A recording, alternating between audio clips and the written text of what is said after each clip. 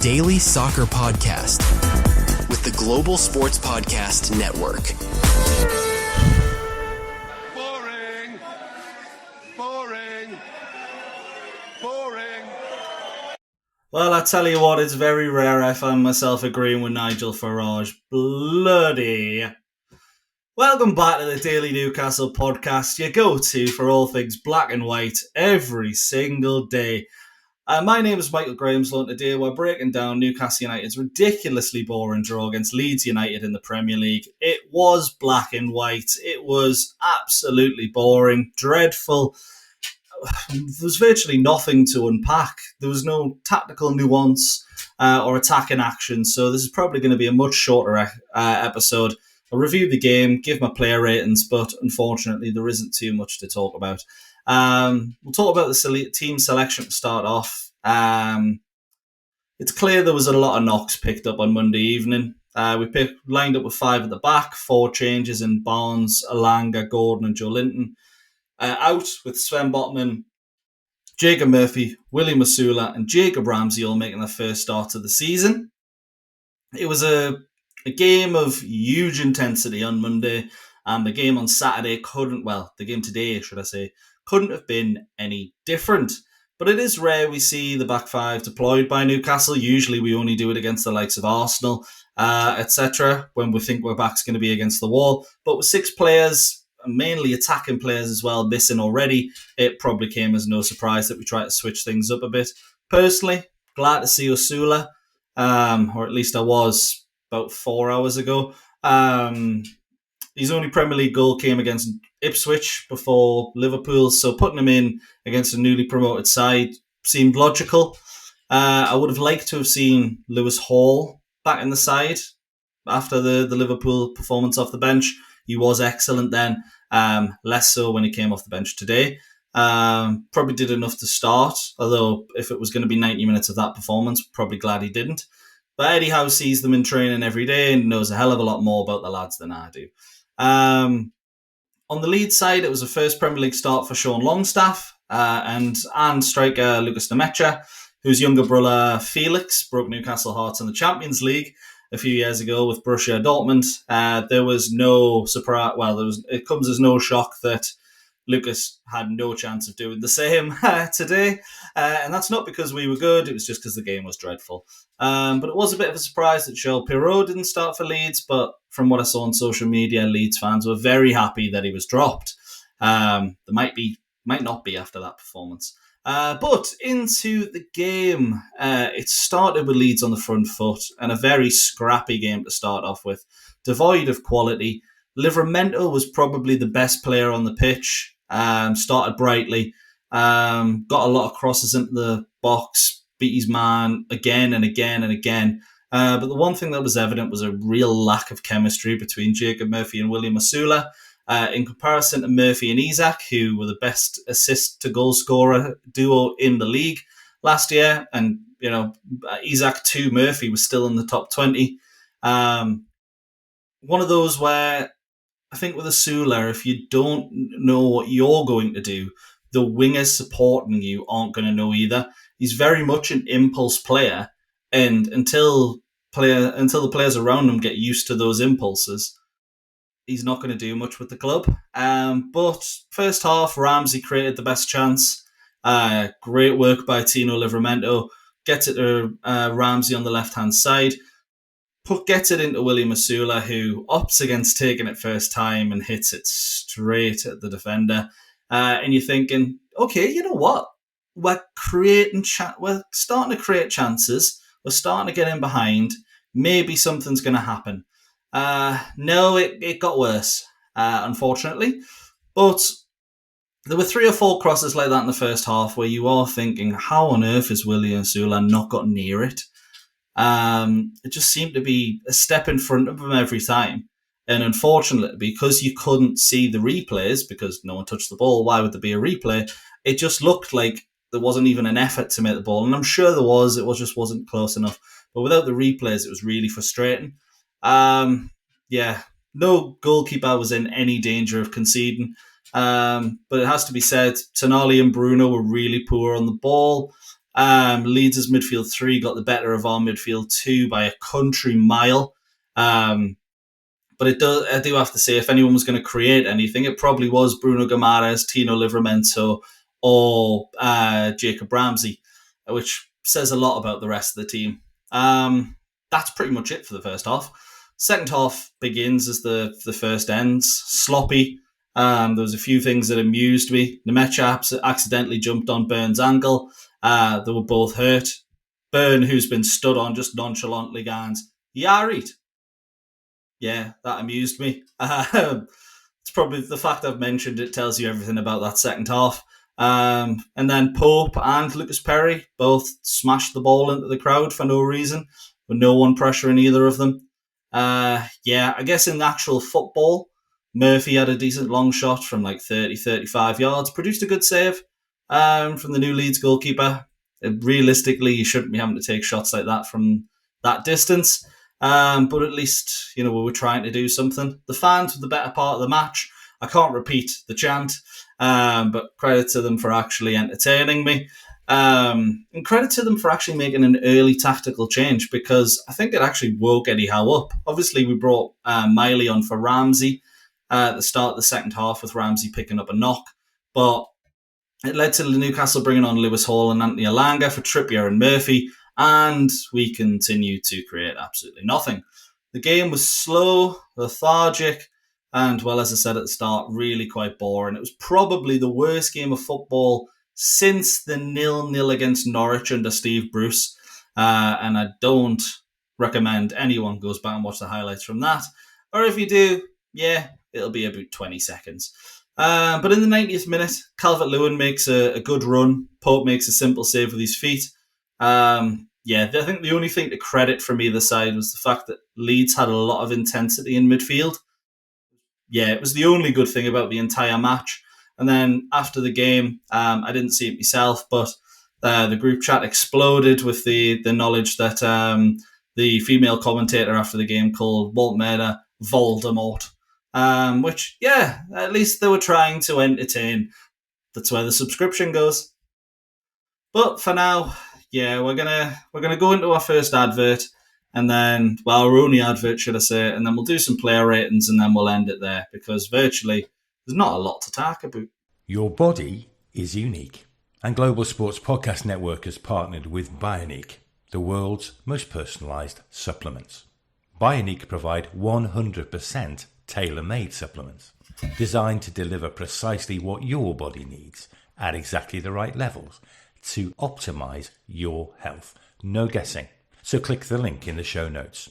Use the code GSPN2025 for 40% off your first month's subscription. Bioniq.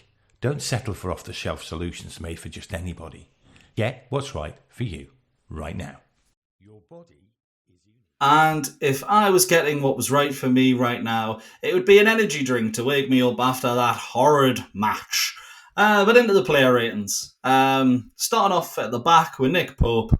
I've actually gave Nick Pope a 5.5, which, to be honest, looking back, does feel a little baffling.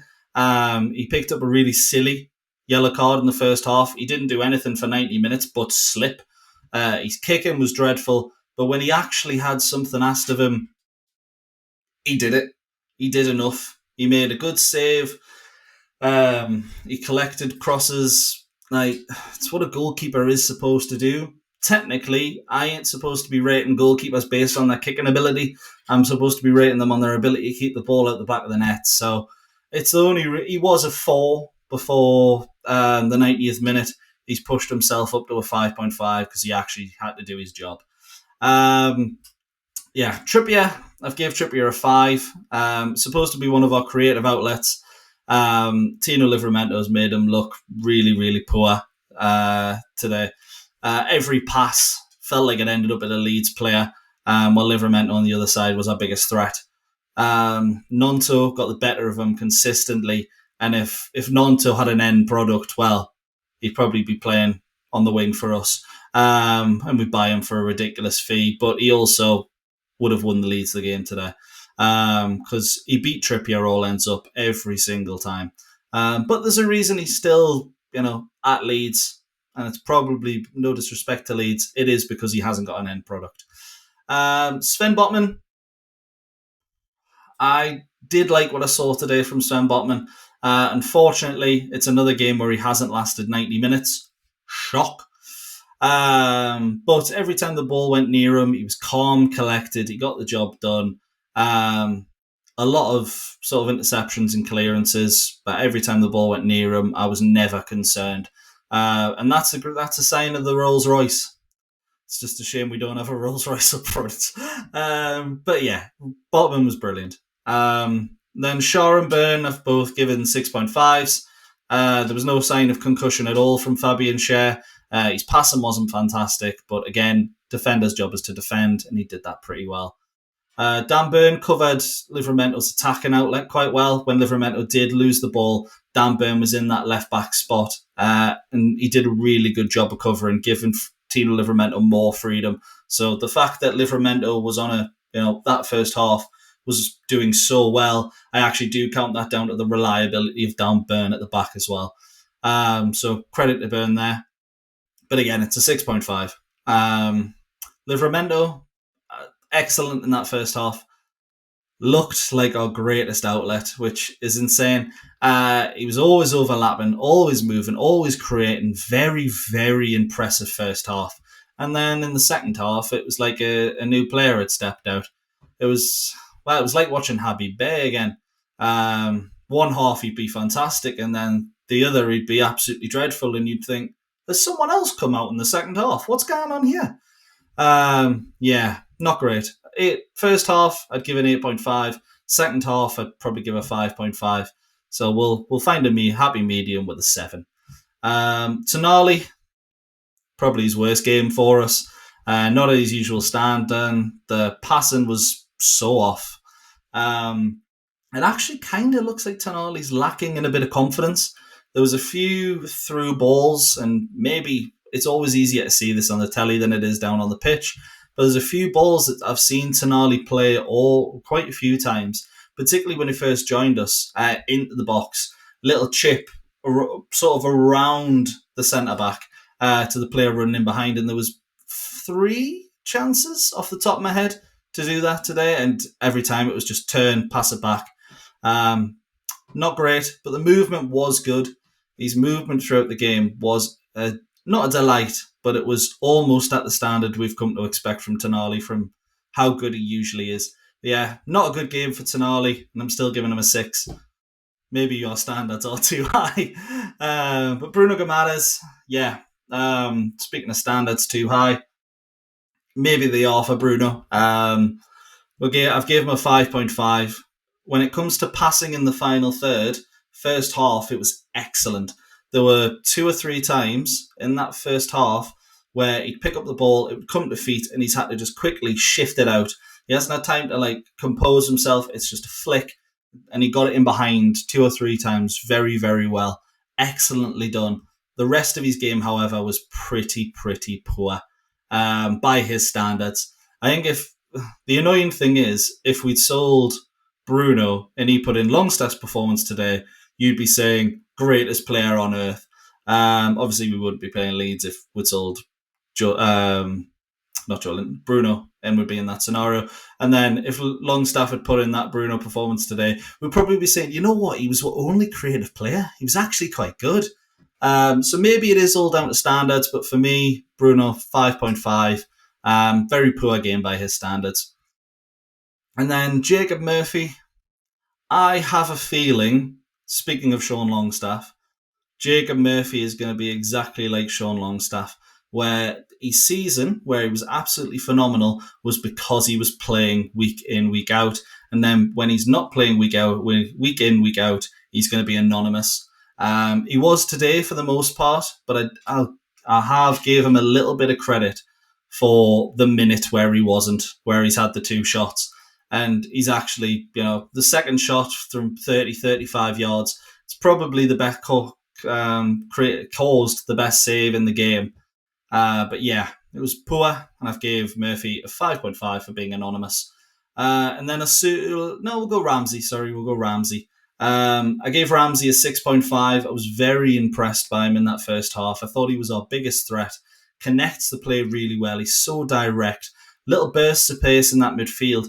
It's the first time we've seen that since, I'd argue, 2021-22, where, and I mean direct bursts of pace. Tonali has them where he goes sideways and then he curls in that pass into the wing back going forward, but just straight through the middle, direct running. We haven't seen that since Joe Willock in 2021-22.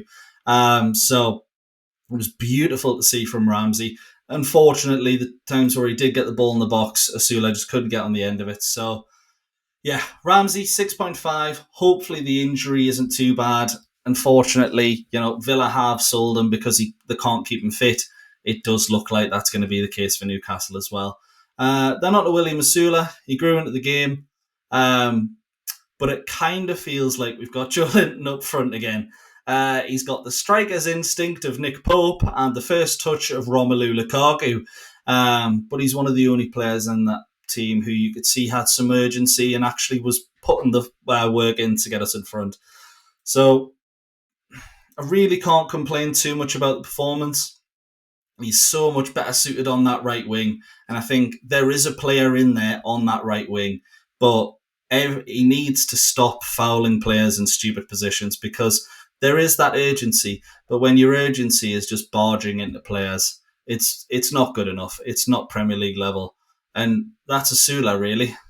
We probably need to bring in another striker and send Asula out on loan, unfortunately. There is a player there. It's just not there right now. And then for the substitutes, well, I'll be really quickly here. My grammar's about as good as our performance. Jeez. Miley, I've gave him a 5. He was a passenger throughout the game. He had one good moment in defence where the fullback had gone forward, lost the ball, and Miley just cleaned up. But other than that, he was a passenger. Lewis Hall seemed to lose the ball every time he got it when he came on. So wasn't impressed by him whatsoever. Hopefully the international break allows him to get his fitness back. I imagine the fact that he wasn't called up by England for the first team or the under-21s tells you that he's probably not fit. But I gave him a 5 because I wasn't impressed at all. And then the two wingers that came on, Alanga and Barnes, I've given them both 4.5s. Alanga showed his pace early on, but nothing he tried came off. It was like, think of that second half as Alan Saint-Maximin's worst performance in a Newcastle shirt, where, that bad. Every single cross just went into the stands. Every single touch was heavy. Every single pass just didn't seem to go where it needed to.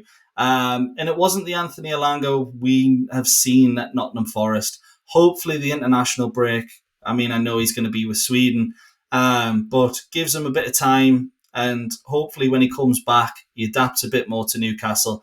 And we might just see a completely different player because we know how good Anthony Alanga can be. It's just a bit of a stinker today. And then I'm much more forgiving with Alanga than I am Barnes. Barnes either seems to have a stinker or a great game every single game. And unfortunately, today was another stinker to go alongside pretty much the two games so far and this one. I give him a 4.5, which I think brings his collective ratings from me this season up to 15. Gives him an average of 5. It might be 15.5. Maybe I'm being a little ungenerous. But yeah, dreadful so far this season. I picked him out at the start of the campaign to be our star player. He'd have a great pre-season, and I look like an absolute numpty.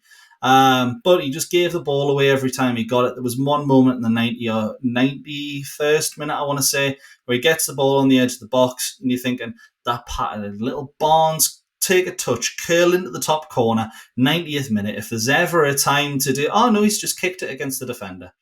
Oh, now Calvert-Lewin's got the ball and is on the break. You lazy, lazy man. Because that was absolutely dreadful.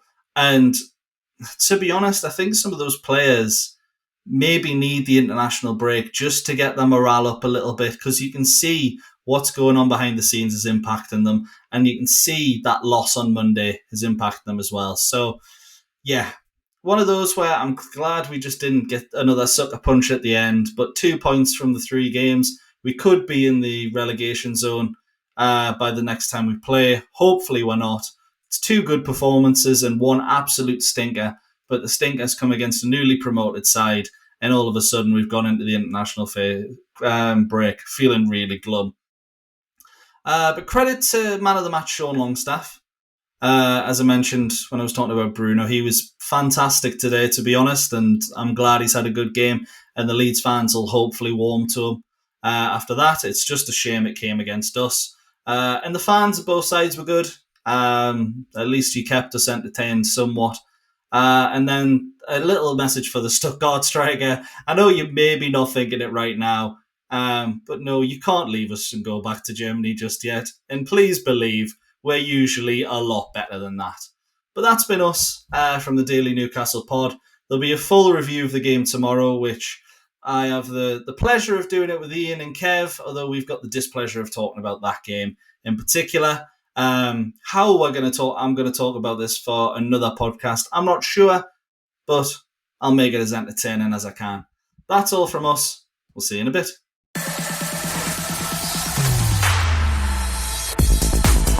Your daily soccer podcast with the Global Sports Podcast Network.